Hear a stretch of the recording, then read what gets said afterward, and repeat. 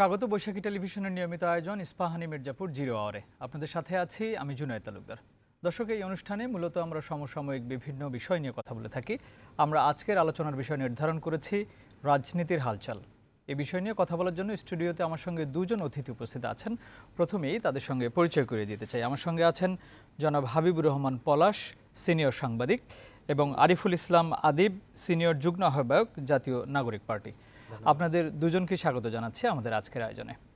প্রিয় দর্শক, মূল আলোচনায় যাওয়ার আগে আজকের বৈশাখী টেলিভিশনের প্রধান শিরোনামগুলো দেখে আসতে চাই। ক্ষমতায় গেলে তিস্তা মহাপরিকল্পনা বাস্তবায়ন করবে বিএনপি, জানালেন তারেক রহমান। ঐক্য নষ্ট হলে ভারতীয় আগ্রাসন মাথাচাড়া দেবে, মন্তব্য মির্জা আব্বাসের। ধর্মের ভিত্তিতে নাগরিকের পরিচয় নির্ধারণ নয়, বললেন জামায়াতের আমির। আওয়ামী লীগ পুনর্বাসনের যে কোনো চেষ্টা প্রতিহত করবে এনসিপি। রোহিঙ্গাদের দীর্ঘ অবস্থান বাংলাদেশের জন্য চ্যালেঞ্জ, আর্থনা সম্মেলনে প্রধান উপদেষ্টা। টেকসই প্রত্যাবাসনে মিয়ানমারকে চাপ দিতে অন্যান্য রাষ্ট্রের প্রতি আহ্বান। রাজধানীতে বিশ্ববিদ্যালয় শিক্ষার্থী পারভেজ হত্যা মামলার প্রধান আসামি মেহরাজ গাইবান্ধা থেকে গ্রেফতার। সৎ মায়ের মামলায় অভিনেত্রী শাওনের বিরুদ্ধে পরোয়ানা জারি। এবং জম্মু কাশ্মীরে সন্ত্রাসী হামলার ঘটনায় ভারতের শোকের ছায়া, বিশ্ব নেতাদের নিন্দা। সন্ত্রাসবাদের বিরুদ্ধে লড়াইয়ে প্রতিশ্রুতি পুনর্ব্যক্ত করলেন ডক্টর ইউনূস। দর্শক, এই অনুষ্ঠানটি বৈশাখী টেলিভিশনের ইউটিউব চ্যানেল এবং ফেসবুক পেজে সরাসরি সম্প্রচারিত হচ্ছে।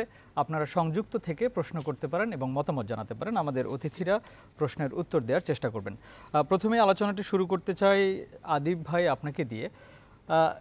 আপনাদের এই যে জাতীয় নাগরিক পার্টি, এটি কি পুরাতন রাজনৈতিক ধারার মধ্য দিয়েই চলার চেষ্টা করছে কিনা বা সেই দিকে হাঁটছে কিনা? কারণ বলতে চাই যে আপনাদের একজন যুগ্ম সদস্য সচিব, তাকে সাময়িকভাবে বরখাস্ত করা হয়েছে, এবং এছাড়াও আমরা দেখলাম যে সার্জিস আলমকে গত মার্চ মাসে তিনি যখন পঞ্চগড়ে তার গ্রামের বাড়িতে গেলেন, প্রায় সেখানে 70-80টা গাড়ি নিয়ে, গাড়ির বহর নিয়ে উনি গ্রামে গেলেন। তো এই যে পুরাতন রাজনীতির ক্ষেত্রে আমরা যেটা দেখি, পেশি শক্তি, অর্থনৈতিক শক্তি, এই বিষয়গুলোকে জানান দেয়া, সেটা আমরা কি নাগরিক পার্টিকে সেরকমই দেখছি কিনা, যে তারাও সেই পথেই হাঁটছে কিনা? কারণ বাংলাদেশের মানুষের আপনাদের উপরে একটা আস্থা রাখার চেষ্টা করছে বা এখনও আছে, আপনারা সে জায়গাটায় থাকতে পারছেন কিনা? প্রথমে আপনাকে ধন্যবাদ, এবং আমার সাথে আছেন সহ আলোচক সিনিয়র সাংবাদিক, এবং একই সাথে যারা দেখছেন তাদেরকেও জাতীয় নাগরিক পার্টির পক্ষ থেকে শুভেচ্ছা জানাচ্ছি। প্রথমে আপনি যে বলছিলেন, যেভাবে বর্ণনা করছিলেন, সেটার মধ্যে কিন্তু আপনি একটির বিষয়, যে নতুন রাজনীতির যে উদাহরণ, সেটা কিন্তু আপনি নিজেই বলে দিয়েছেন, যে আমাদের একজন সিনিয়র যুগ্ম সদস্য সচিব, তাকে সাময়িক অব্যাহতি দেওয়া হয়েছে, এবং তার কাছ থেকে তার কাছ থেকে পুরো ব্যাখ্যা এবং তার বিষয়ে আরও সাংগঠনিকভাবে বিভিন্ন বিষয়ে তদন্তের জন্য কমিটিও গঠন করা হয়েছে। তো দেখেন, বাংলাদেশের যে গতানুগতিক যে রাজনৈতিক ধারা চলে আসছিল, সেখানে আমরা দেখে থাকি যে যখনই কোনো জায়গায় অভিযোগ করা হয় কিংবা হচ্ছে নৈতিক স্খলন হয়, সে জায়গায় নিজের থেকে কিন্তু কখনো আমরা পদত্যাগ করা কিংবা হচ্ছে দল থেকেও হচ্ছে কখনোই আমরা দেখি নাই। বাংলাদেশের রাজনীতিতে এই কালচারটা নেই। ফলে আমাদের এই যে সাময়িক অব্যাহতির যে উদাহরণ, এটাও একটা নতুন রাজনৈতিক চর্চার জায়গা। আরেকটি বিষয় আপনি যেটি বলেছিলেন, যে পঞ্চগড়ের হচ্ছে গাড়ির শোডাউন দেওয়া কিংবা হচ্ছে আপনার পেশি শক্তির প্রদর্শনের যে জায়গাটি বলছেন, সেই জায়গার থেকে আমরা বলবো যে এখানে ঈদ এবং ঈদের পূর্ববর্তী সময় জাতীয় নাগরিক পার্টির প্রায় 40 থেকে 50 জন কেন্দ্রীয় নেতৃবৃন্দ, যারা তাদের নিজ নিজ জেলা শহরে ভ্রমণ করেছেন, সাংগঠনিক মতবিনিময় করেছেন, ইফতার মাহফিল করেছেন, শহীদ পরিবারে গিয়েছেন, প্রায় 50 জন নেতা গিয়েছেন। তো 50 জনের মধ্যে শুধুমাত্র একজন তিনি হচ্ছেন তার ওখানে সফরে বেশ কিছু গাড়ি বহর ইউজ করেছেন। তো গাড়ি বহর যে ইউজ করেছেন, তাহলে আপনি যদি সামগ্রিকভাবে বলেন, যে ধরেন যে গাড়ি বহরের যে চর্চা, পুরাতন রাজনৈতিক চর্চা, সেই জায়গা থেকে আপনি বলতে পারেন সর্বোচ্চ এনসিপির 50 জন নেতার একজন এই চর্চাটার ভিতরে হয়তো তিনি প্রভাবিত হয়ে করছেন। সেক্ষেত্রে তিনিও একটা ব্যাখ্যা দিয়েছেন। এই যে ধরেন শতকরার মধ্যে আপনি তাহলে 2 থেকে 3% বলতে পারেন। ফলে সামগ্রিকভাবে যদি আমাদের সকলেই যদি এই আর্থিক আপনার যে অভিযোগগুলো আমাদের করা হয়, যে তারা সরকারের এক ধরনের হচ্ছে আনুকূল্যে থেকে অনেক ধরনের বিভিন্ন গ্রুপ থেকে টাকা পয়সা নিচ্ছে, ইয়া করছে, তাহলে যেটা হতো যে আমাদের সেই পুরনো চর্চার জায়গা থেকে তাহলে তো আমাদের 50 জনই হচ্ছে, তো মানে 100 না হোক, গড়ে তো ডিস্ট্রিবিউট হয়ে 20টা করে বড় বহর নিয়ে এছাড়া হচ্ছে আমরা সদস্য সচিবকে দেখেছি উনি অটোরিকশা নিয়ে ওখানে অটোরিকশা না, উনি ভ্যানে গেছেন, এবং ভ্যানে গেছেন, যে কারণ হচ্ছে মোটর ওনার চালানো ভ্যান আর কি। শহরের ওইখানে বাহনটা ভ্যানই আসলে, জি, জি। ফলে তিনি ভ্যানের মাধ্যমে করেছেন।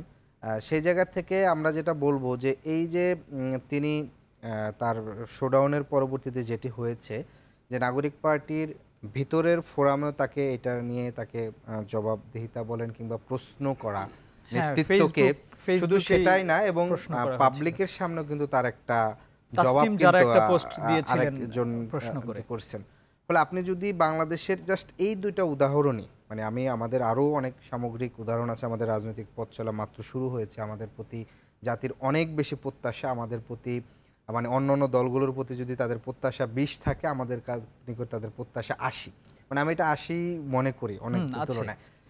আমরাও এই যে রাজনৈতিক সংস্কৃতি আছে সেটা পরিবর্তনের স্বপ্ন নিয়ে আমরা আমাদের জায়গা থেকে রাজনীতি দীর্ঘদিন ধরে করে আসছি। তো সেই জায়গাটা থেকে বলবো, এই যে ধরেন তাকে প্রশ্নের মুখোমুখি করা, সার্জিস যদি আমাদের সাংগঠনিক প্রোটোকলে বলেন তাহলে সর্বোচ্চ 5 জন বা 4 জনের একজন অন্যতম নেতা এবং অভ্যুত্থানের গুরুত্বপূর্ণ ভূমিকা রাখেন। এই যে একটা দলের সর্বোচ্চ নেতাকে তাকে প্রশ্নের মুখের ভিতরে জবাবদিহিতার মধ্যে দিয়ে যাওয়া, ফলে বাংলাদেশের রাজনীতিতে জবাবদিহিতা, আপনি অন্য দলে আপনি প্রশ্ন তো পরে তুলবেন, আপনি এটা নিয়ে চিন্তা করলে আপনার পদ হচ্ছে অনেক সময় চলে যায়। ফলে আমরা যেটা মনে করি যে এই যে সংগঠনের ভিতরে জবাবদিহিতার চর্চা শুরু করা এবং সর্বোচ্চ নেতৃত্বকে জবাবদিহিতার মুখোমুখি করা, এটা বাংলাদেশের রাজনীতিতে একেবারে খুবই নতুন একটি উদাহরণ সৃষ্টি করবে। বাংলাদেশের রাজনীতিতে আপনার সর্বোচ্চ নেতৃত্বের ক্ষেত্রে যেটা ঘটে, যে বাংলাদেশে যারা রাজনীতি করে, মানে একেবারে ডেডিকেটেডলি রাজনীতি করে, তাদের জন্য সবচেয়ে বেশি একটা বলতে পারেন এটা দুঃখের বিষয় কিংবা হচ্ছে এক ধরনের বাইন্ডিংস থাকে, যে তারা কখনোই স্বপ্ন এমপি হওয়ার স্বপ্ন দেখতে পারে না। মন্ত্রী, তারপরে উপরে পোস্টগুলো আরও পরে, প্রধানমন্ত্রী, রাষ্ট্রপতি, এগুলো অনেক পরের বিষয়। এমপি হওয়ার স্বপ্ন দেখতে পারে না, কারণ সে সর্বোচ্চ স্বপ্ন দেখে নমিনেশন পর্যন্ত। যে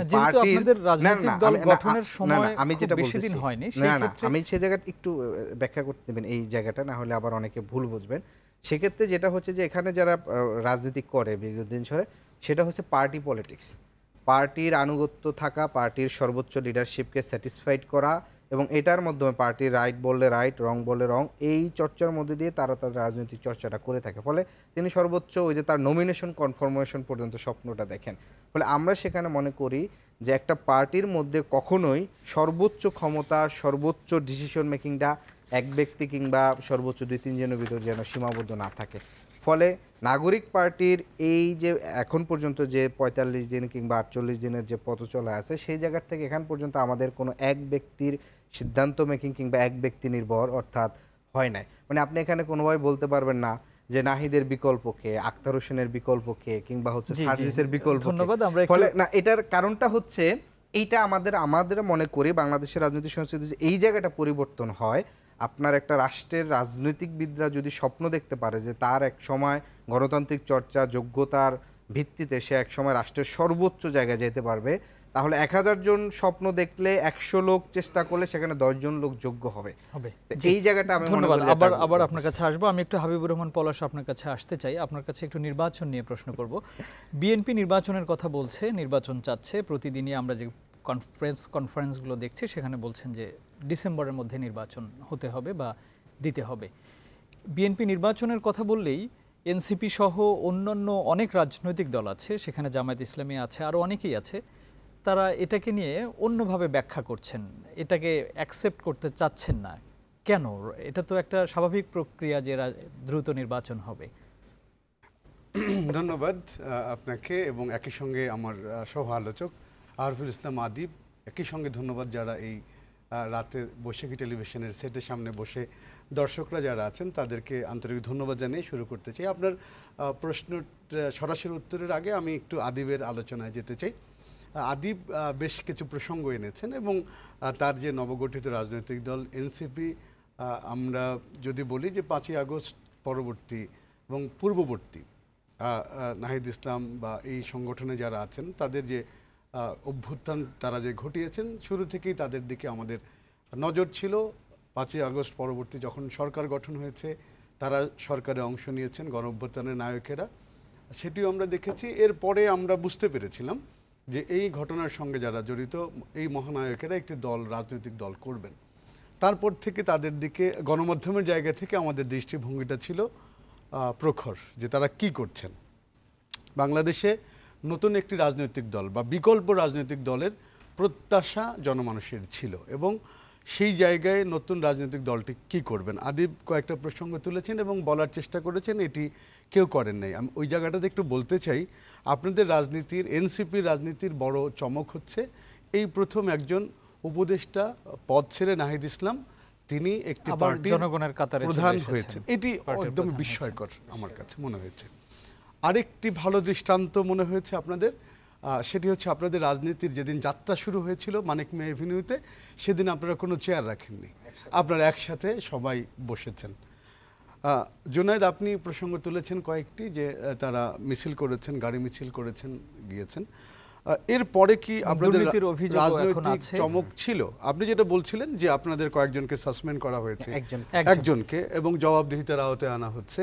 এই ঘটনা যদি আমি শুধু 5ই আগস্ট থেকে ধরি, তাহলে অন্যান্য রাজনৈতিক দল এবং বিএনপি বেশ কিছু ঘটনা ঘটিয়েছে, সরাসরি বহিষ্কার করেছে, শোকজ করেছে। আমি যদি তার আগে রাজনীতির ইতিহাস দেখি, এটি কিন্তু আদিব আপনি যেটা বলেছেন রাজনীতির নতুনত্ব দর্শন না। এবং আপনাদের কাছে বাংলাদেশের মানুষের প্রত্যাশা আছে, আপনিও বলছেন, আমিও বলছি। আমি শুরুতেই আপনাদের বলেছি যে একটি বিকল্প রাজনৈতিক প্ল্যাটফর্ম বাংলাদেশের মানুষ চায়। কিন্তু আমি যদি একটু সমালোচনা করে বলি যে আপনাদের যে বয়স হয়েছে, ফেব্রুয়ারির শেষের দিকে আপনারা যাত্রা শুরু করেছেন এবং অভূতপূর্ব সারা মানুষের মধ্যে ছিল, আমি যেটা নিজেই দেখেছি এবং আমাদেরও আমরা প্রত্যাশা করেছি, দেখেছি। এই পর্যন্ত এরপরে যে রাজনীতির দল হিসেবে আপনারা যাত্রা শুরু করলেন গঠনের পর থেকে, এর আগ পর্যন্ত ছিলেন আপনারা মানুষের মণিকোঠার একটা জায়গা কিন্তু আপনাদের সবসময় আছে এবং থাকবে। কারণ আপনারা যে রাজনৈতিক নেতৃত্বের দক্ষতা দেখিয়েছেন, সফলতার চূড়ান্ত পর্যায়ে নিয়েছেন, এটি 90 পরবর্তী আর বাংলাদেশের রাজনীতিতে আর ঘটেনি, সেটি আপনারা করেছেন। কিন্তু এরপরে যে আমি পলিটিক্যাল জার্নালিজম যতটুকু করেছি, আমার পলিটিক্যাল পড়াশোনা যতটুকু আছে, রাষ্ট্রবিজ্ঞান, রাষ্ট্রনীতি যতটুকু আমার পড়াশোনা আছে, এরপরে আমি একদম নির্মোহভাবে বলতে পারি গঠন পরবর্তী চমক আমরা খুব কম দৃশ্য দেখতে পাচ্ছি। এবং আমি বিভিন্ন জায়গায় সাধারণ মানুষের কাছ থেকে এনসিপির ব্যাপারে জানার চেষ্টা করেছি, না আমি খুব দেখি নাই যে মানুষ এই মুহূর্তে আপনাদের প্রতি খুব আকৃষ্ট। আপনারা নতুন দল, আপনার জন্য শুভকামনা সবসময়ই থাকবে। কিন্তু আমার মনে হয় যে রাজনীতির যে ভিশন, রাজনীতির যে দক্ষতা, সে জায়গায় আপনাদের যেতে হবে। কারণ আপনারা এখন রাজনৈতিক দল, আপনাকে বাংলাদেশের নিবন্ধিত রাজনৈতিক দল আছে 40টি, এর বাইরে আরও রাজনীতি 5ই আগস্টের পরে আরও 22, 23 বা 25টি হয়েছে, আরও পাইপলাইনে আছে, এর সঙ্গে আপনার কম্পিট করতে হবে। জুনায়েদ, আপনি যে প্রশ্নটি করেছেন সেই প্রশ্নটি যেতে চাই নির্বাচন। আজকে পর্যন্ত বিএনপির কিছু অবস্থান আছে এবং নতুন অন্তর্বর্তী সরকার গঠনের পর থেকেই বিএনপি এই নির্বাচনী আওয়াজে আছেন এবং এখন পর্যন্ত আছেন।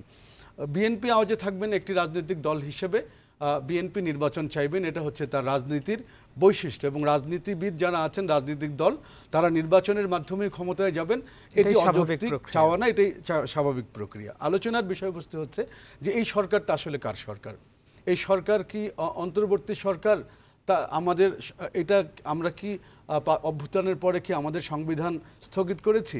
এই সরকারের আসলে কোন ম্যান্ডেটে তারা আমাদের অন্তর্বর্তী সরকার? নিশ্চয়ই আমাদের হাইকোর্ট তাদের ব্যাপারে একটা মতামত ব্যক্ত করেছেন, আমরা জানি অন্তর্বর্তী সরকার। তাইলে আপনাকে আগে নিশ্চিত করেন আপনি কয়দিন থাকবেন।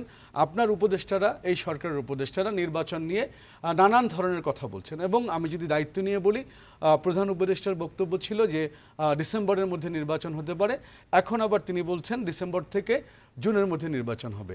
অ্যাকচুয়ালি নির্বাচন থেকে নির্বাচনের গোলটা ঠিক করা উচিত। সরকার তারা কতদিন ক্ষমতায় থাকবেন তারা বলছেন না, নির্বাচন কবে দিবেন সেটা নিয়ে তারা বিভিন্নজন বিভিন্ন কথা বলছেন। এনসিপিকে যদি আমি বলি, নবগঠিত রাজনৈতিক দল, সরকারের তো একটাই কথা আছে এই মুহূর্তে, যে তারা ডিসেম্বর এই বছরের ডিসেম্বর অথবা জুন পর্যন্ত কারণ এখানে তো এটা একটা অনেক আগে সংস্কারের থেকেই ব্যাপার বলছিল। আছে। হ্যাঁ, না, একটা একটা পর্যন্ত সংস্কার তো আছে। ডিসেম্বর না না পর্যন্ত আছে। ডিসেম্বর বলে না, ডিসেম্বর আমি বলছে দায়িত্ব যে নিয়ে বলছি ডিসেম্বর ডিসেম্বর পর্যন্ত থেকে জুন। বলেছে। এর এর আগে পরের একবার ভার্সন হচ্ছে বলেছিল। ডিসেম্বর থেকে জুন, এটা প্রধান উপদেষ্টাকে কোট করছি আমি। সেই অবস্থায় থেকে এখন দেখেন বিএনপি নির্বাচন চাইবেন, যেটা আপনাকে আগেও বলেছি। রাজনীতির যদি আমি এখন বড় অংশীজন বলি, এনসিপি নবগঠিত রাজনৈতিক দল, তারা নির্বাচন করবেন আমরা প্রত্যাশা করি। বিএনপি নির্বাচন করেন। আমরা যদি আরেকটা রাজনৈতিক স্টেক হোল্ডার বলি, সেটি বাংলাদেশ জামাত ইসলামী, তারা জাতীয় নির্বাচন আগে চাচ্ছেন না। এখন পর্যন্ত তাদের বক্তব্যের অ্যানালাইসিস যদি বলি, স্থানীয় কিন্তু নির্বাচন তারা আগে স্থানীয় চাচ্ছেন। নির্বাচন আগে চায় এবং তারা সেই ব্যাখ্যাটি দিচ্ছেন। আমি যদি ভুল না করি, গত একদিন আগে জামাত ইসলামের আমিরের কিন্তু অন্যান্য দলগুলো কেন বিএনপি নির্বাচন চাইলে কেন তারা অন্যভাবে ব্যাখ্যা করছেন এটা? কারণ এখন দেখেন তারা কেন দেরি করতে রাজনীতির চাচ্ছে? যে সুপ্ত ইচ্ছা, ধরে নেন কেন বিরোধিতা করছে, যদি আমি খুব বলি যে এখন ধরেন একটা নির্বাচন হবে, আমরা ধারণা করে নিচ্ছি, অন্য রাজনৈতিক দল ধারণা করছে যে বিএনপি ক্ষমতায় চলে আসবে। সো সে তার রাজনৈতিক প্রতিপক্ষকে ঠেকানোর জন্য সে বিএনপির উল্টা রাজপথে হাঁটবে, সেটাই হচ্ছে বাস্তব। এবং আমরা যেটা দেখেছি যে জামাত ইসলামের কথা যেটা বলেছিলাম, যে তারা স্থানীয় সরকার আগে নির্বাচন চান, তার একটি ব্যাখ্যা দলটির যিনি আমির তিনি দিয়েছেন যে রাষ্ট্র কাঠামো পরিচালিত হয় হচ্ছে স্থানীয় সরকার দ্বারা, আর পার্লামেন্ট সংশোধন সংবিধান রাষ্ট্র পরিচালনা করেন হচ্ছে পার্লামেন্ট মেম্বাররা। সো এই ইকুয়াল ব্যালেন্স ঠিক রাখার জন্য অনেক সময় দেখা যায় স্থানীয় সরকার তারা নিশ্চুপ হয়ে যান, অনেক সময় তারা কর্ম পান না, এমপিরা সংসদ সদস্যরা একটা ডমিনেট করেন। ওনারা এই ব্যাখ্যাটা দিয়েছেন এবং এই জন্য তারা জাতীয় নির্বাচন চাচ্ছেন। মজার বিষয় হচ্ছে গত কিছুদিন আগে দলটির আমির তিনি বলেছেন যে নির্বাচনের রমজানের আগে তারা নির্বাচন চান। সুতরাং বিএনপি খুব কাছাকাছি সময় চলে আসছে এবং তাকে সাপ্লিমেন্ট প্রশ্ন করা হয়েছে যে আপনি রমজান বলতে কোন টাইম দিচ্ছেন, হচ্ছে রমজানের আগে। এখন যদি আবার পাল্টার প্রশ্ন করে, উনি কিন্তু বলেন নাই যে আগামী রমজান, আগামী বছর রমজান, সেটাও কিন্তু উনি বলেননি যে কামিং রমজান না পরের রমজান। এই আলোচনাটা উদ্দেশ্য করেই বলছে। বিষয়টা হচ্ছে যে বিএনপি নির্বাচনের জন্য মুখিয়ে আছে। এবং আমি যদি একটু বলি যে দেখেন, যেটা আমি আগে কিন্তু এনসিপিকে ক্রেডিট দিয়েছি তার নেতাদেরকে এই 5ই আগস্ট যে সরকারের যে মহাপতন হয়েছে সেটির জন্যে। বাট আমি যদি বলি যে এই যে এনসিপির যাত্রাটা আমরা কিভাবে দেখেছিলাম, তারা একটি পাঠচক্র করেছে, সেখান থেকে তারা ঢাকা ইউনিভার্সিটিতে বসেছে, এইভাবে ছাত্রদের সঙ্গে তারা মিশেছে, একটি ছাত্র সংগঠন করেছে, তারা পাঠচক্র করেছে, করতে করতে তারা একটি গুরুত্বপূর্ণ ইস্যুকে নিয়ে তারা রাজপথে নেমেছে। সেই রাজপথ থেকে তারা একটু একটু করে এক দফার দিকে গিয়ে চূড়ান্ত সফলতা পেয়েছে। আমি যদি বলি যে 2009 সালের নির্বাচনের পর থেকে এই ধারাবাহিকভাবে বিএনপি এই সরকারের বিরুদ্ধে ধারাবাহিক 16 বছর যে আওয়ামী লীগ ক্ষমতায় ছিলেন, সেই ধারাবাহিকতায় কিন্তু তারা আন্দোলনের সঙ্গে ছিলেন, সরকার পতনের জন্য আন্দোলনে ছিলেন। তারা হয়তো নিজেরা দায়িত্ব নিয়ে সেটি সফল করতে পারে নাই, কিন্তু আমরা যদি দেখি যে ছাত্ররা যে আন্দোলনটি শুরু করেছিলেন, সেই আন্দোলনের শুরু থেকেই একটু মতপার্থক্য আছে 2-1টা দিনের, কিন্তু আমরা দেখেছি দলটির যিনি এই মুহূর্তে দায়িত্বে আছেন তারেক রহমান, তিনি কিন্তু শুরুতেই ছাত্রদের সঙ্গে একাত্মতা করেছেন। এবং আমরা তখন মাঠে ঘুরে দেখেছি যে বিএনপি এবং অন্যান্য ছাত্র সংগঠন দল সবশেষ সাধারণ মানুষের ছাত্র জনতার আন্দোলন হয়ে গেছে এবং তার মধ্যে দিয়ে সরকার গঠিত হয়েছে। সুতরাং বিএনপির যে নির্বাচনী চাওয়া, সেই চাওয়াটা আমার মনে হয় যৌক্তিক এবং সরকারকে এই বিষয়টি পরিষ্কার করা উচিত যে তারা আসলে জুন ডিসেম্বর অনেক বড় সময়, খুব দ্রুত সময়ের মধ্যে এটা পরিষ্কার করবে।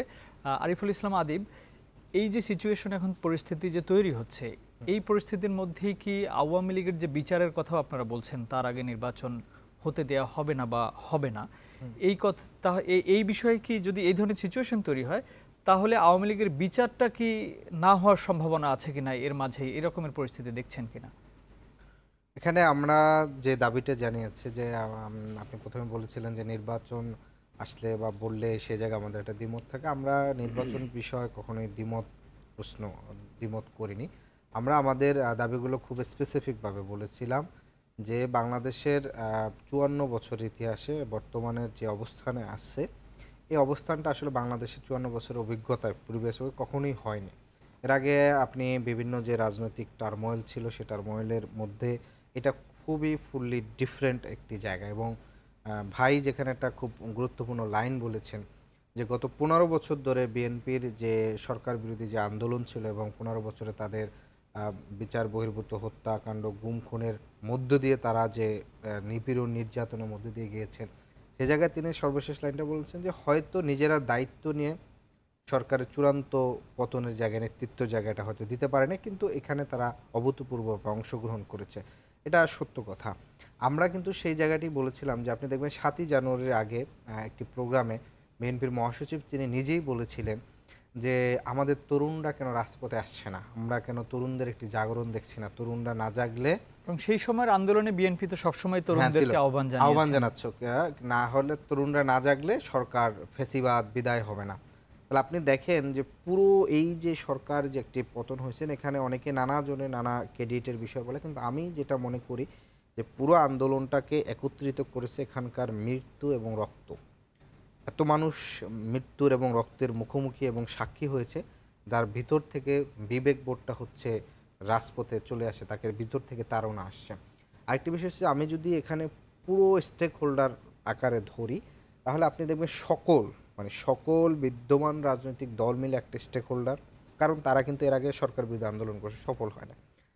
এরপরে আছে শিক্ষার্থীদের আলাদা একটা সকল শিক্ষার্থী, বিশেষ করে বিশ্ববিদ্যালয় কেন্দ্রিক যে শিক্ষার্থীদের যে একটা বড় মোবিলাইজ ছিল, এর বাহিরে সকল পেশাজীবীরা মিলে একটা স্টেক হোল্ডার। আমি যদি পুরো আন্দোলনের অবদানকে যদি ব্যাখ্যা করি, আমি এভাবে বলি পেশাজীবীদের অভূতপূর্ব একটা অবদান ছিল। এটা আপনি পেশাজীবী শিক্ষক থেকে সম্মিলিত প্রচেষ্টা আসলে এখানে। তাহলে আপনি দেখেন যে ফ্যাসিবাদ পতনে কিন্তু শুধুমাত্র রাজনৈতিক দলের একক কোনো ক্রেডিট নেই, না এখানে কারোরই একক কোনো ক্রেডিট নেই। তাহলে আপনার জিনিসটা হচ্ছে কি, যেখান অভ্যুত্থান পরবর্তীতেই কিন্তু আমরা আমাদের শিক্ষার্থীদের বৈষম্যদের পক্ষ থেকে বারবার বলা হয়েছিল, যেহেতু অভ্যুত্থানটা হয়েছে এই 3টা স্টেক হোল্ডারের নিতে, ফলে রাষ্ট্রের এখন যে সমস্যা, অর্থনৈতিক সমস্যা, আইন শৃঙ্খলার সমস্যা, প্রত্যেকটি জায়গায় এই সমস্যাটা সমাধানের জন্য এই 3টা অংশের সম্মিলিতভাবে একটা প্রয়াস লাগে। কিন্তু আমরা সেখানে যেটা দেখলাম যে দুঃখজনকভাবে যে বিদ্যমান রাজনৈতিক দলগুলো, বিদ্যমান বলতে বিশেষ করে বড় দল, তারা সেই জায়গাটা থেকে আস্তে করে সরে আসছে। তাহলে আপনার যখন একটা রাষ্ট্রের সামনের থেকে সম্মিলিতভাবে হচ্ছে সিদ্ধান্ত নেওয়ার কিংবা হচ্ছে আপনি বাস্তবায়ন করার জায়গাটা হবে, সেই জায়গাটা আপনি কি করলেন, শুধুমাত্র সিভিল সোসাইটি কিংবা ছাত্রদের উপর দায়িত্বটা উঠাই দিলেন, অর্থাৎ একটা অংশ আসলো না, 3টা অংশের যে ফলে যেটা হয়েছে, যেখানে একটা পাওয়ার কিংবা পাওয়ারের যে জায়গাটা কিংবা হচ্ছে ম্যানেজমেন্টের গভর্নমেন্টের পক্ষ থেকে সেটা একটা ইমব্যালেন্স হয়ে গেছে, যেটার ফল কিংবা এখন ধরেন আপনি রাজনীতি, এখন বিএনপির অনেক বড় বড় নেতৃত্বরা প্রতিদিনে হচ্ছে সমালোচনা করছেন, সরকার এই উপদেশটা পারতেছেন না, ওই উপদেশটা তারা কি কখনো তারা বলতে এটা বাংলাদেশে এখন যে সিচুয়েশন, এটা কখনই কারো এই অভিজ্ঞতার মুখোমুখি হয়ে যায় না। ফলে সেই জায়গাটার থেকে হয় কি, এটা একটা পরস্পর বিপরীত বক্তব্য হয় যে আপনি নিজের থেকে দায়িত্ব নিতে আসলেন না, বা নিজের সমস্যা সমাধানটাকে সামনে থেকে, অর্থাৎ প্রিভিয়াসলি সেভাবে নিজেরা আন্দোলন করছে, বাট নিজেরা দায়িত্ব নিয়ে যেভাবে সরকারকে পতন করতে পারেন, ঠিক 5ই আগস্ট পরবর্তী বাংলাদেশ যে সিচুয়েশনের মুখোমুখি হয়েছে, সেই সিচুয়েশনটা বিএনপি অন্যান্যদের সাথে একসাথে কিন্তু মোকাবেলা করা কিংবা হচ্ছে সমাধান করার দায়িত্বটা বিএনপি নেয়। আমরা এই বিষয়ে আবার কথা বলবো, আমাদের একটা বিজ্ঞাপন বিরতির সময় আছে। প্রিয় দর্শক, ইস্পাহানি মির্জাপুর 0 আওয়ারে নিচ্ছি ছোট্ট একটা বিরতি, ফিরছি একটু পর, আমাদের সাথেই থাকুন।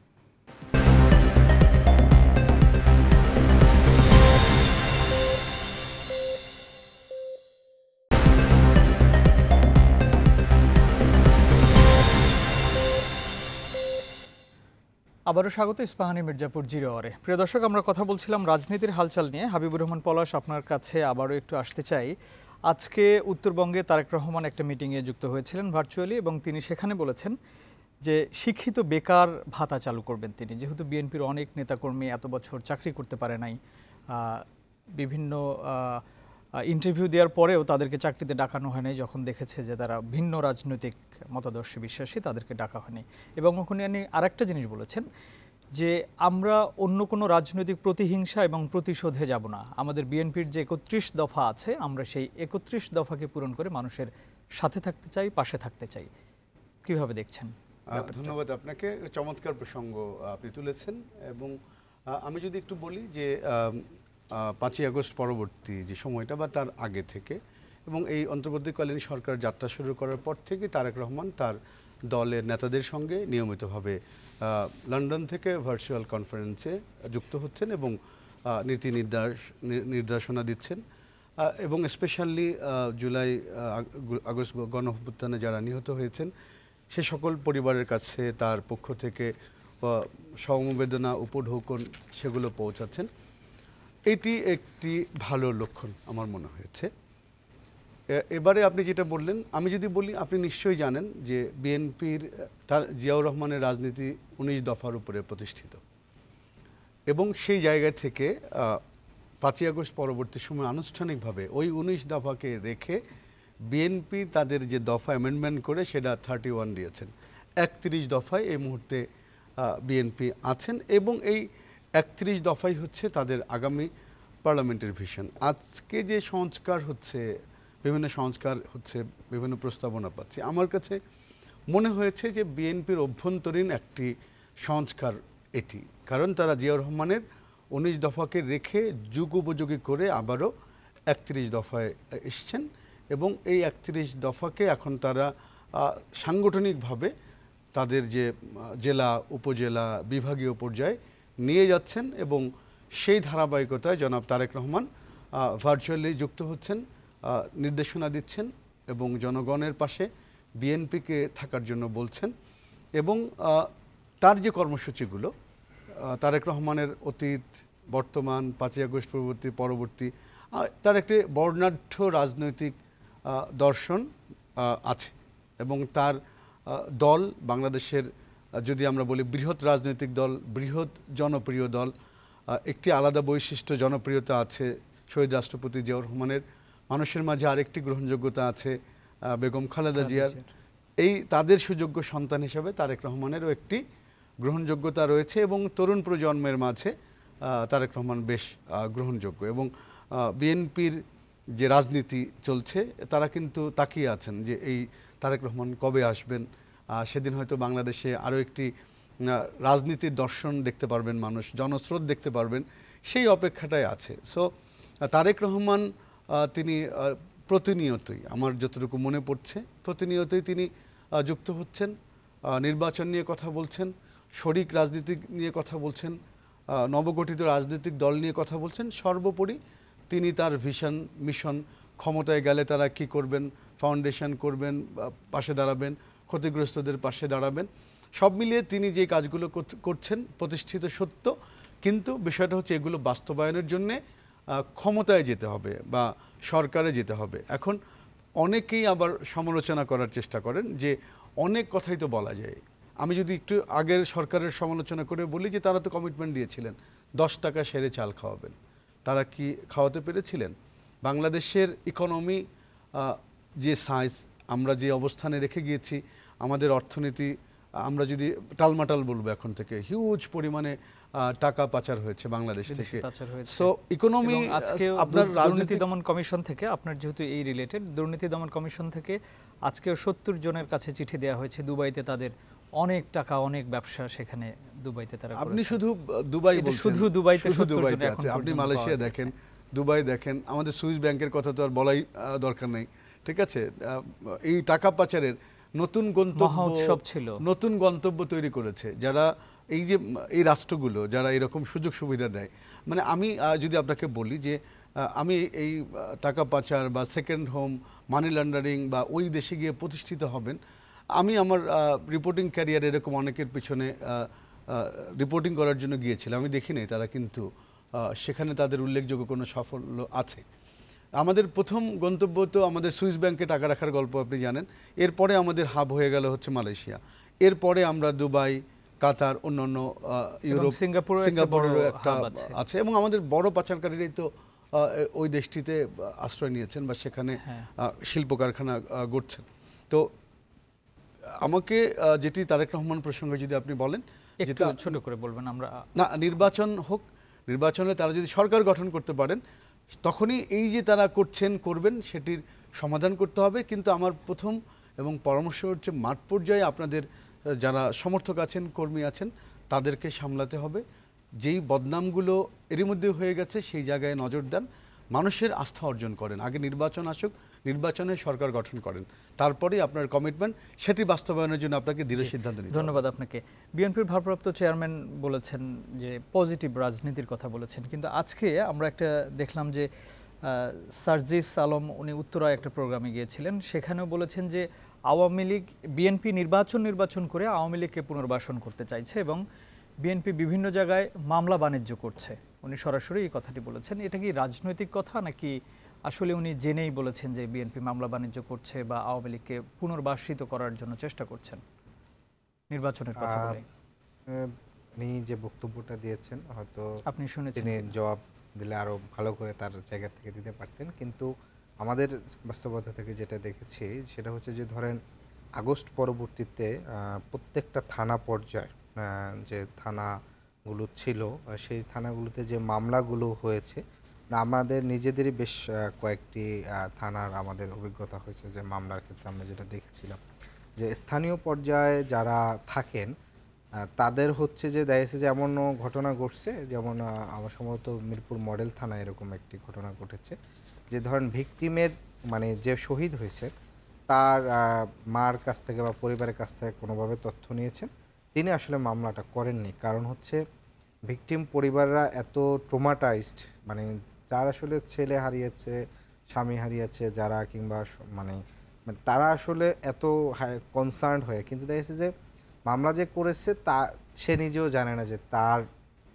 ইয়াটা নিয়ে হচ্ছে একটা মামলা হয়েছে। এবং সেখানে যেটা হয় যে মামলার পর্যায়গুলো যেটা হয়, যেটা বিশেষ করে আপনাদেরকেও সাংবাদিকদেরকে আরও অনুরোধ করবো যে আরও খুব এক্সক্লুসিভলি হচ্ছে এইগুলার কেস স্টাডি তুলে নিয়ে আসতে, সেটা হচ্ছে যে প্রথমে মামলার আগে একটা ড্রাফটিং হয়। ড্রাফটিং হয়ে দেখা যাচ্ছে যে ওই লোকাল এলাকার যারা হচ্ছে ধরেন আওয়ামী লীগের কিংবা অন্য জায়গায় যারা হচ্ছে ধরেন নেতা নেতৃত্ব থাকে, আওয়ামী লীগ তো দলীয়গতভাবে সিদ্ধান্ত নিয়ে হত্যাকাণ্ড ঘটিয়েছে এবং তাদের দলীয় নির্দেশনা ছিল এবং তাদের বিশেষ করে মূল দল এবং অঙ্গ সংগঠনের সব নেতৃত্বরে সরাসরি অস্ত্র হাতে, এটা আমরা সামনাসামনি দেখেছি।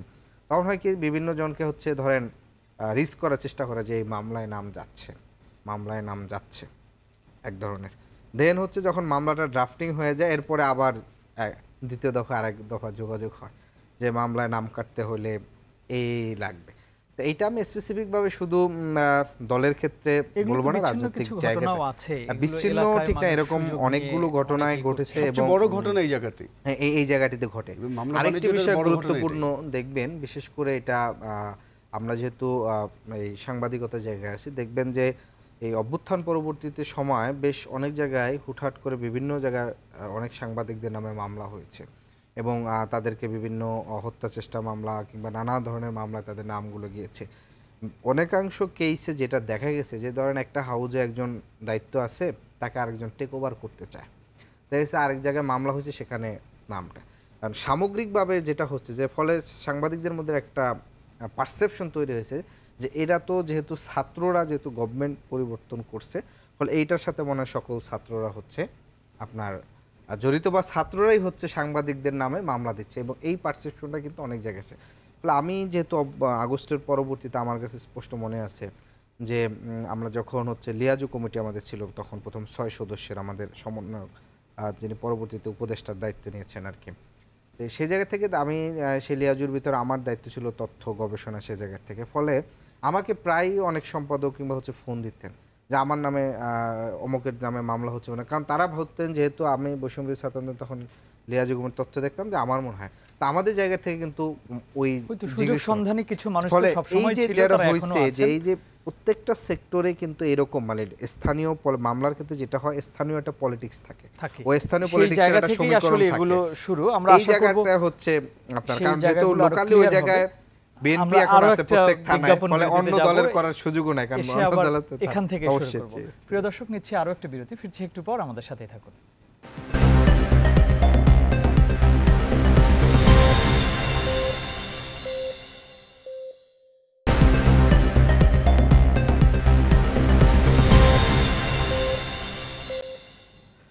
আবারও স্বাগত ইস্পাহানি মির্জাপুর জিরোয়ারে। প্রিয় দর্শক, আমরা কথা বলছিলাম বর্তমান রাজনীতির হালচাল নিয়ে।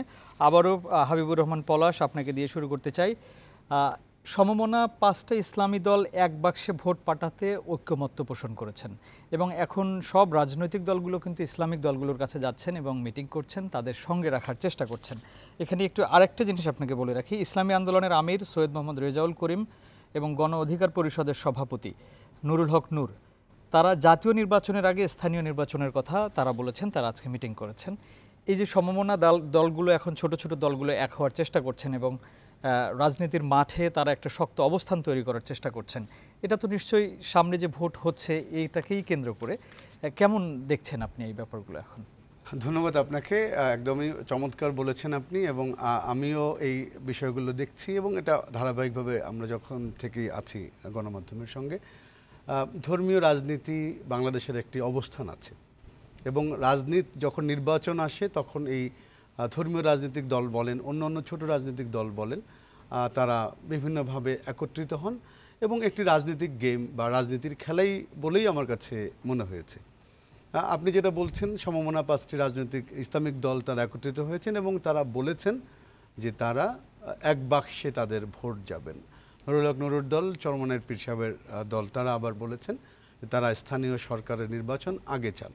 এটা তো আগের আলোচনায় আমরা বলেছি, অনেকগুলো দল, আমার মনে হয় বিএনপি ছাড়া অলমোস্ট সব রাজনৈতিক দলই স্থানীয় সরকার নির্বাচনটা আগে চান।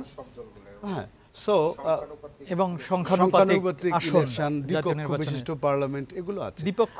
জাস্ট একটু আলোচনা, একটু রাজনীতির জোকস হিসেবেই বলি যে একটি রাজনৈতিক দল তার যত মুরিদ আছে আমরা দেখি, কিন্তু ওই আসনে তার যত মুরিদ আছে আমরা দেখেছি অতীতের নির্বাচনগুলোতে, ওই যত মুরিদ আছে, যদি ধরেন 50,000 মুরিদ থাকে বা 20,000 মুরিদ থাকে, তারা 5,000 ভোটও পাননি। তো আমার কাছে এটি বরাবরই চমক লাগে। তার মিছিলে অনেক লোক হয়, তার অনেক সমর্থক দেখা যায় নির্বাচনের মাঠে, তারা ঘুরেন, ভোটের মাঠে তাদের মানে ভোটের ব্যালট বাক্সে তাদের রেজাল্ট পাওয়া যায় না, দেখি নাই। সুতরাং নির্বাচনকে কেন্দ্র করে ছোট দলগুলো একটা বড় ফ্যাক্ট হয়ে দাঁড়াবেন কি দাঁড়াবেন না, এক বাক্সে দিবেন কি দিবেন না, এটা আসলে এখন পর্যন্ত বলা যায় না। আপনি দেখবেন যে ইসলামিক দলগুলো, অনেক দল আগে যারা ছিলেন তাদের মধ্যে তো ভাঙন হয়েছে। সুতরাং এই যে নির্বাচনকে সামনে রেখে 4টা দল 5টা দল একত্র হচ্ছেন, সমমনা ইসলামিক দল হচ্ছেন, বড় জামাত ইসলামী, তারা ইসলামিক দলগুলোকে একটি আমব্রেলার নিচে আনতে যাচ্ছে। সুতরাং নানা ইকুয়েশন হচ্ছে, এটি টোটালি রাজনীতিরই চর্চা বলবো আমার কাছে। কিন্তু ভোট বাক্সে আপনি 5টা দল একত্রিত সব ভোট এক বাক্সে যাবেন, তখন আমার একটু ওই রাজনীতির জোকসের মতোই মনে হয় যে আপনার যত মুরিদ তত ভোট কিন্তু আপনার বাক্সে আমরা অতীতে দেখি নাই। এটার ভবিষ্যৎ পুনরাবৃত্তি হয় কিনা সেটাই আমরা দেখি। আরিফুল ইসলাম আদিব, একই প্রশ্ন আপনার কাছেও। এই যে সমমনা দলগুলো এখন ভোটকে সামনে রেখে তারা সবাই ঐক্যমত্য করছেন এবং একই বাক্সে তারা ভোটের ব্যবস্থা করছেন, কেমন দেখছেন? আরেকটা বিষয় একটু আপনাকে বলি যে জামায়াত ইসলামী এবং এনসিপি, এই দুটো দলের যে বর্তমান সময়ের যে তাদের যে চাওয়া, যে নির্বাচন, জাতীয় নির্বাচনের আগে স্থানীয় সরকার নির্বাচন এবং অন্যান্য যে ক্রাইটেরিয়া, সেই জায়গাগুলোতে আমরা একই রকম দেখছি এনসিপি এবং জামায়াতের যে চাওয়াগুলো। আপনাদের কি সামনে কোনো ঐক্য জোট হওয়ার সম্ভাবনা আছে কিনা, নির্বাচনী জোট বা অন্য কোনো জোট? না, আপনি যেটি বলছেন যে এটি শুধু জামাতের বিষয় না, আরও অনেকগুলো দলই আছে। যেমন ধরেন আমাদের যে বিষয়গুলো, আমাদের অন্যতম যে দাবিটা, সেটা হচ্ছে যে নির্বাচনের আগে আওয়ামী লীগের গণহত্যার দায় আওয়ামী লীগের বিচার এবং তাদের নিবন্ধন স্থগিত বিষয়। এই দাবিটাই হচ্ছে আমরা এখন পর্যন্ত যতগুলো দলের সাথে কথা বলছি, শুধু জামাত না, ইভেন আপনার বাম গণতান্ত্রিক জোট বলেন কিংবা অন্যান্য গণতন্ত্র মঞ্চ কিংবা অন্যান্য যতগুলো দল আছে, অধিকাংশ এই বিষয়টা একমত এই ইস্যুটাতে। আবার ধরেন হচ্ছে জাতীয় নির্বাচনের আগে স্থানীয় যে নির্বাচন, সেই নির্বাচনের ক্ষেত্রেও ধরেন হচ্ছে আজকে তো দুই দল একসাথে তাদের প্রেস কনফারেন্স হয়েছে, ইসলামী আন্দোলন, গণ অধিকার, এ বিষয়ে কিন্তু বেশ অনেকেই চাচ্ছেন, জামাতও চাচ্ছেন, আমাদেরও একটা এই বিষয়ে মতামত আছে। আমরা যে বিষয়টি বলবো সেটি হচ্ছে যে ধরেন এখানকার বাংলাদেশের বর্তমান যে আসলে যে রাজনৈতিক বাস্তবতাটা, এটা গত 10-15 বছরের অনেকগুলো সমীকরণ, পাল্টা সমীকরণ ঘুরে কিন্তু এখন একটা বাস্তবতা আসছে। আপনি এটাকে হচ্ছে কোনোভাবেই সে 1991 সালের হচ্ছে কিংবা 2001 সালের ভোটের যে পার্সেন্টেজ, আওয়ামী লীগ 30%, বিএনপি 30%, সেটা দিয়েও হচ্ছে আমরা রিড করতে পারবো না। কিংবা হচ্ছে পূর্বের যে শুধু দ্বিদলীয় বৃত্ত কিংবা তাকে কেন্দ্র করে একদিকে জামাত আরেকদিকে জাতীয় পার্টির হচ্ছে ধরেন থাকা, সেটাকে দিয়েও পারবো না। কারণ হচ্ছে যে আপনার গত 15 বছরে বাংলাদেশের হচ্ছে সমাজ ব্যবস্থার অনেক বড় একটা পরিবর্তন ঘটছে। আপনি দেখবেন যে একসময় শুধু আন্দোলন সংগ্রাম বলতে শুধু পাবলিক বিশ্ববিদ্যালয় 4টা ছিল, কিংবা ছাত্রনেতা বলতে শুধু পাবলিক বিশ্ববিদ্যালয় থেকে উঠে আসতো, ঢাকা বলেন, জাহাঙ্গীরনগর বা রাজশাহী, চট্টগ্রাম। কিন্তু আপনি গত 15 বছরে দেখেন আন্দোলনগুলো সবচেয়ে বড় ভূমিকা রেখেছে প্রাইভেট বিশ্ববিদ্যালয়। ফলে প্রাইভেট বিশ্ববিদ্যালয়ের এই যে শিক্ষার্থীদের যে বড় অংশ, এরা কিন্তু মধ্যবিত্ত কিংবা উচ্চ মধ্যবিত্তর এই যে একটা শ্রেণীর যে এখানে যে ধরেন হচ্ছে উঠে আসা, এদের যে রাজনৈতিক সচেতন হয়ে ওঠা, এটা কিন্তু একটা গুরুত্বপূর্ণ আগামী দিনের রাজনীতির বাকবদল করে দিবে। ফলে আপনি দেখবেন যে গত 10 বছরে যত আন্দোলন সংগ্রাম হয়েছে, কোনোটাই কিন্তু বিদ্যমান রাজনৈতিক দল কিংবা রাজনৈতিক দলের ছাত্র সংগঠনের নেতৃত্ব হয় না। আপনি 15 সালের প্রাইভেট বিশ্ববিদ্যালয়ের শিক্ষার্থীদের ব্যাট বিরোধী আন্দোলন দেখেন, 18 সালে নিরাপদ সড়ক এবং হচ্ছে কিশোরদের যে বিদ্রোহ, এবং সর্বশেষ সরকারও কিন্তু ফ্যাসিবাদ লড়ছে কিন্তু এই নিরপেক্ষ ব্যানারে। ফলে আমার এই মুহূর্তে আমি যেভাবে বলতে পারবো না যে ধরেন পূর্বের বাস্তবতা কি, সেটা দ্বারা সম্ভব না। ফলে আমি মনে করি একটা নতুন রাজনৈতিক বাস্তবতা হচ্ছে, এবং এবছর সবচেয়ে বেশি মানুষ আগের চেয়ে অনেক বেশি রাজনৈতিক সচেতন হয়েছে, এবং দল দেখে মার্কা দেখে আমার মনে হয় না যে খুব বেশি এবার মানুষ ইয়া করবে। সেক্ষেত্রে আরেকটা বিষয় নিয়ে একটু কথা বলবো। হাবিবুর রহমান পলাশ, নতুন অনেক রাজনৈতিক দল আসতেছে, এখন পর্যন্ত সম্ভবত 5ই আগস্টের পর প্রায় 24টা বা 25টা দল এখন পর্যন্ত এসেছে, এবং আগামীকাল মানে আজকে নায়ক ইলিয়াস কাঞ্চন উনি একটা নতুন রাজনৈতিক দলের ঘোষণা দিবেন। দলটির নাম হচ্ছে জনতার পার্টি বাংলাদেশ। তো এই নতুন রাজনৈতিক দল আসতেছে, এবং এনসিপিও নতুনই, 2 মাস বা 2.5 মাস বয়স। নতুন রাজনৈতিক দল, এই দলগুলোকে নিয়ে আপনার আশাবাদ কি, প্রত্যাশা কি? মানুষের প্রত্যাশা তারা পূরণ করতে পারবে কিনা? মনে আছে বাংলাদেশে না, যখন আমরা 1 মিনিট সময় পাবো, বাংলাদেশে যখন সিজন শুরু হয় দেখবেন ওই সিজনে অনেক ঘটনা ঘটে, সিজন কেন্দ্রিক ঘটনা। আমি যদি একটি ইপটিজিংয়ের ঘটনা বলি, আপনি কিন্তু এখন ইপটিজিং খুঁজে পাবেন না, কিন্তু একটা সময় যখন ইপটিজিং নিয়ে গণমাধ্যমে আলোচনা শুরু হয়েছিল বেশ কয়েক বছর আগে, প্রচুর ইপটিজিং হয়েছে। যখন একটা ধর্ষণের সিজন হয় তখন দেখবেন যে বড় ধরনের মানে এটুকুই ঘটছে মনে হয় সবসময়। সো আমার কাছে মনে হয় যে 5ই আগস্ট পরবর্তী আমার যতটুকু তথ্য আছে 22, 23 বা আরও 25 নম্বর দল অলরেডি গঠন হয়েছে। তো যেটা আপনি সবশেষ আমরা দেখেছি আরও একটি রাজনৈতিক প্ল্যাটফর্ম তৈরি হয়েছে।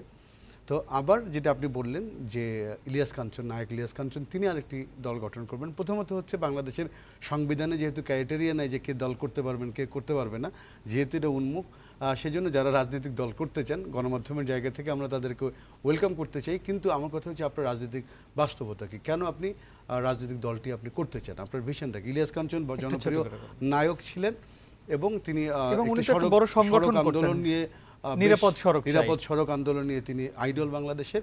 তিনি আরেকটি রাজনৈতিক দল নিয়ে আসছেন। যখন রাজনৈতিক দল আসবেন তখন তিনি রাজনীতিবিদ, সুতরাং তখন তাকে রাজনীতি করতে হবে এনসিপির সঙ্গে, রাজনীতি করতে হবে আম আদমি পার্টির সঙ্গে, রাজনীতি করতে হবে বিএনপির সঙ্গে, জামাতের সঙ্গে। সুতরাং রাজনৈতিক প্ল্যাটফর্মে সে রাজনীতি দিয়ে টিকে থাকবেন। তার নতুন যাত্রায় আমরা শুভকামনা জানাতে পারি। আরিফুল ইসলাম আদিব, আপনারাও নতুন রাজনৈতিক দল, এবং আরো নতুন অনেক রাজনৈতিক দল এসছে, যেটা এই মুহূর্তে আমরা আলোচনা করলাম। নতুন রাজনৈতিক দলগুলোর কাছে আপনাদের প্রত্যাশা কি? এটি আমি বলবো যে জুলাই আগস্ট অভ্যুত্থান পরবর্তীতে আপনার হচ্ছে নতুন রাজনৈতিক দলগুলো আসছে। তরুণদের জায়গা থেকে আমরা যে কোনো উদ্যোগকে আমরা স্বাগত জানাই। বাংলাদেশের রাজনীতি করা, সংগঠন করা, দল করা কিংবা তার গণতান্ত্রিক চর্চায় তার অবদান রাখার জায়গাকে আমরা স্বাগত জানাই। আরেকটি বিষয় হচ্ছে গত 10 বা 15 বছর ধরে এটাও একটা ঘটছে যে ধরেন সমস্যাকে অ্যাড্রেস করে এটাকে একটা মুভমেন্টে, আন্দোলনের মাধ্যমে সমাধানের রূপান্তর না। তাই ইলিয়াস কাঞ্চন তার কিন্তু এটা একটা বড় জার্নি গত 7-8 বছর কিংবা 10 বছরে, কিংবা আমরা আমাদের এখন যে উত্তরের যে হচ্ছে যে প্রশাসক এজাজ, তারও এরকম একটা জার্নি দেখছি যে নদী নিয়ে, পরিবেশ নিয়ে তার হচ্ছে একটা দীর্ঘ সময় কাজ করা। ফলে যেটা হবে যে এই যে রাজনীতির মানে এটাও একটা বাক বদলের বড় উদাহরণ। আর একটা বিষয় হচ্ছে যে দেখেন বাংলাদেশে সবাই রাজনীতিতে কিংবা আগ্রহ হতে চায়। এটা আমরা একটা মৌলিক পরিবর্তন আনার জন্য মৌলিক সংস্কার জায়গায় প্রস্তাব করেছিলাম যে বাংলাদেশে যারা আইন প্রণেতা হন একই সাথে তার কাছে তার এলাকার উন্নয়নের একটা হচ্ছে তার হাতে থেকে যায়। ফলে যেটা হচ্ছে যে আপনি দেখবেন যে বিশ্ববিদ্যালয়ে যে উপাচার্য হওয়ার পরে সে নির্বাচন করতে চায়, সম্পাদক হওয়ার পরে সে করতে চায়, পুলিশের আইজি, সেনাপ্রধান হওয়ার পরে সবাই রাজনীতি করতে চায়। ফলে এমপিদের যে এই যে আপনাদের দুজনকে অসংখ্য ধন্যবাদ, সেই জায়গাটা কিন্তু পরিবর্তন করলে দেখবেন যে এই জায়গাটা। অসংখ্য ধন্যবাদ জানাচ্ছি স্টুডিওতে এসে আমাদেরকে সময় দেওয়ার জন্য। প্রিয় দর্শক, এই ছিল আমাদের আজকের আয়োজন। আগামীকাল অন্য কোনো অতিথি এবং অন্য কোনো বিষয় নিয়ে আবার কথা হবে। সে পর্যন্ত ভালো থাকবেন। শুভরাত্রি।